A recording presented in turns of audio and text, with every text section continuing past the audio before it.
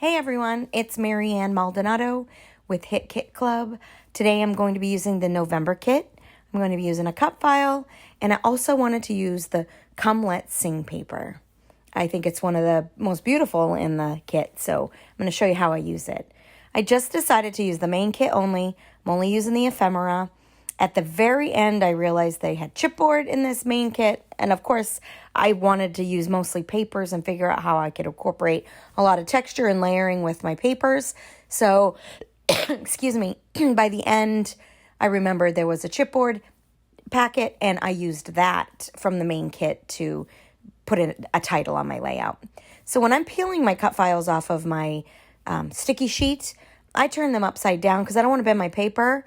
I'm not bending the plastic. It's a little bit more forgiving than the paper. So I turn it upside down and peel the paper away from the plastic in that manner. Not sure where I learned that. Probably from watching someone else. None of these are my original ideas. But I did see that, and it's a brilliant way to get things off of your sticky mat for the silhouette. So here I am, just layering up some colorful papers, different textures, different styles. I absolutely love the fact that there were so many reds and different patterned red papers in this kit. And there's also several green. Now, that's not it. You get blues, and there's a yellow, and there's so much more to offer. But I wanted to highlight on just the Christmas colors because we're all standing in front of a Christmas tree. So this was a little technique I learned a while ago for myself. I just hold those papers down with my palm and lift from one end and use my tape runner underneath, hoping I don't go beyond where it needs to go.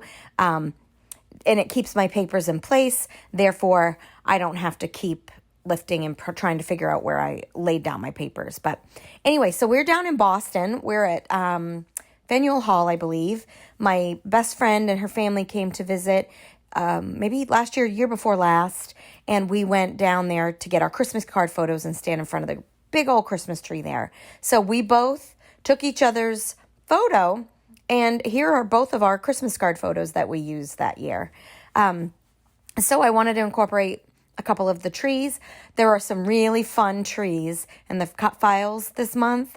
They are for the month of November, and there's some wonky ones. There's some, like the one I'm using has polka dots, and the other one has emptiness in behind it. And I loved having my paper show through the empty spots in my trees. So I'm not sure if you like that look. If you don't, you can use the negatives or cut it twice, use a different negative or back it with something else.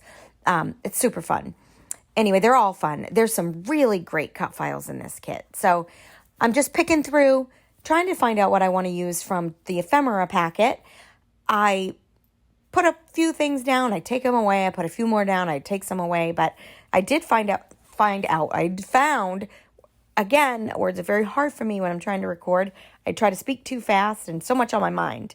Anyway, I found a couple of ornaments. I did place those around my kit. And then I had this little punch. You could use circles. You could not use this, whatever. I just got it not long ago, so I really wanted to use it. So I cut some, I'm not even going to tell you what we used to call them when I was in high school. When our papers would rip, you'd get those little circle stickers and it would fix your paper. Anyway, I put them on the tags because I wanted that tag to appear to be anchoring the papers from the top where they all like drip down. I don't know. I don't think I got that effect, but I still like what I came up with. So I did string some of my vintage twine through both of those circle holes.